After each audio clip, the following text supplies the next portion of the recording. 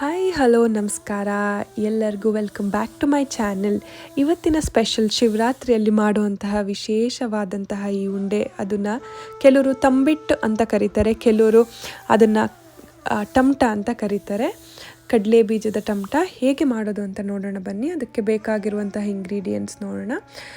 1 ಕಪ್ಪು, ನಾನು ಈ ಕಪ್ಪು ಅಳತೆಗೆ ತೊಗೊಂಡಿದ್ದೀನಿ. 1 ಕಪ್ಪು ಕಡಲೆ ಬೀಜ, ಸಿಪ್ಪೆ ತೆಗೆದು ಬಿಡಿಸಿಟ್ಟುಕೊಂಡಂಥ ಕಡಲೆ ಬೀಜ, ಹಾಗೂ 1 ಕಪ್ ಕೊಬ್ಬರಿ ತುರಿ ಚೆನ್ನಾಗಿ ಸಾಫ್ಟಾಗಿ ತುರಿದಿರುವಂಥದ್ದು, ಹಾಗೂ 1 ಕಪ್ ಹುರಿಗಡಲೆ ಬೀಜ ಅಥವಾ ಕಡಲೆ ಅಥವಾ ಪುಟಾಣಿ ಅಂತಲೂ ಹೇಳ್ತಾರೆ ಕೆಲವರು. 2 ಟೇಬಲ್ ಸ್ಪೂನು ನಾನು ಅದು ಗಸಗಸೆ, ಮತ್ತು ಅರ್ಧ ಟೇಬಲ್ ಸ್ಪೂನ್ ಆಗುವಷ್ಟು ಏಲಕ್ಕಿ ಪೌಡರ್ ಮಾಡಿಟ್ಕೊಂಡಿದ್ದೀನಿ.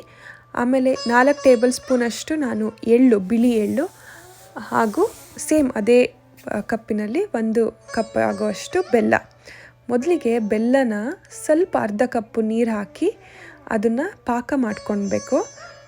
ಅದನ್ನು ಸ್ವಲ್ಪ ಹೊತ್ತು ಕುದ್ದು ಎಲ್ಲ ಆಗಿ ಪಾಕ ಎಲ್ಲ ಆದಮೇಲೆ ಸ್ವಲ್ಪ ಚೆನ್ನಾಗಿ 1 ಕುದಿ ಬಂದರೆ ಸಾಕು, ತುಂಬಾ ಏನು ಕುದಿಸೋದು ಬೇಡ. ಅದನ್ನು ಸೈಡಿಗೆ ತಗೊಂಡು ಇಟ್ಕೊಳ್ಳೋಣ. ಆಮೇಲೆ ಒಂದು ಪ್ಯಾನ್ ಇಟ್ಕೊಂಡು ಅದಕ್ಕೆ ಕಡಲೆ ಬೀಜನ ಹುರಿಬೇಕು. ಸ್ವಲ್ಪ ಚೆನ್ನಾಗಿ ಕ್ರಿಸ್ಪಿಯಾಗಿ ಬರುತ್ತೆ, ಆವಾಗ ಗರಿ ಗರಿಯಾಗಿ ತುಂಬಾ ಚೆನ್ನಾಗಿರುತ್ತೆ ತಿನ್ನೋದಕ್ಕೆ. ಸ್ವಲ್ಪ ಹೊತ್ತು ಕಡಲೆ ಬೀಜನೆಲ್ಲ ಚೆನ್ನಾಗಿ ಹುರ್ಕೊಂಡು ಅದು ಆರೋದಕ್ಕೆ ಇಟ್ಕೋಬೇಕು. ಆಮೇಲೆ ನಾನು ಸ್ವಲ್ಪ ಬಿಳಿ ಎಳ್ಳು, ತುಂಬ ಚೆನ್ನಾಗಿ ಟೇಸ್ಟ್ ತುಂಬ ಚೆನ್ನಾಗಿ ಬರುತ್ತೆ ಇದನ್ನು ಹಾಕಿದ್ರೆ. ಬಿಳಿ ಎಳ್ಳು ಮತ್ತು ಗಸಗಸೆ ಎರಡನ್ನೂ ಸ್ವಲ್ಪ ಚಟಪಟ ಅನ್ನೋ ಹಾಗೆ ಹುರ್ಕೊಂಡ್ರೆ ಸಾಕು. ಜಾಸ್ತಿನೂ ಏನು ರೋಸ್ಟ್ ಮಾಡ್ಕೊಳ್ಳೋದು ಬೇಡ, ಸ್ವಲ್ಪನೇ ಹುರ್ಕೊಂಡ್ರೆ ಸಾಕು. ಆಮೇಲೆ ಅದನ್ನು ನಾವು ಪುಟಾಣಿ ಅಥವಾ ಕಡಲೆ ಇದನ್ನು ಸ್ವಲ್ಪ ಪುಡಿ ಮಾಡ್ಕೊಳ್ಳೋಣ. ಚೆನ್ನಾಗಿ ತುಂಬ ಫೈನಾಗಿ ಪೌಡರ್ ಮಾಡ್ಕೊಳ್ಳೋದೇನು ಬೇಡ, ಸ್ವಲ್ಪ ಗರಿ ಗರಿಯಾಗಿ ಬಾಯಿಗೆ ಸಿಕ್ಕೋ ಹಾಗಿರಲಿ. ಹಾಗೆ ಕಡಲೆ ಬೀಜನೂ ಕೂಡ ಅದೇ ರೀತಿ ಮಾಡ್ಕೊಳ್ಳೋಣ. ತುಂಬ ಸಾಫ್ಟಾಗಿ ಫೈನ್ ಪೌಡರ್ ಬೇಡ, ಸ್ವಲ್ಪ ಚೆನ್ನಾಗಿ ಬಾಯಿಗೆ ಸಿಕ್ಕಿದ್ರೆ ತುಂಬ ಚೆನ್ನಾಗಿರುತ್ತೆ. ಆಮೇಲೆ ನಾನು ಎಳ್ಳು, ಗಸಗಸೆ ಮತ್ತು ಏಲಕ್ಕಿ ಪೌಡರ್ನು ಸ್ವಲ್ಪ ಸಾಫ್ಟಾಗಿ ಪುಡಿ ಮಾಡ್ಕೊತೀನಿ.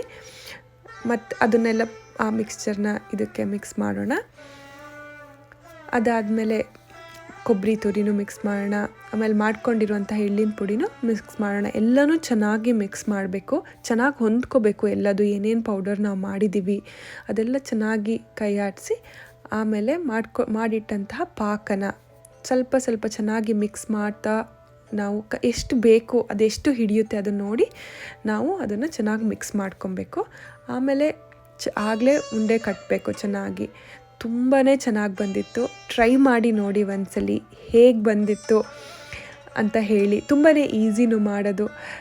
ನಾಳೆ ಎಲ್ಲರಿಗೂ ಶಿವರಾತ್ರಿ ಹಬ್ಬದ ಹಾರ್ದಿಕ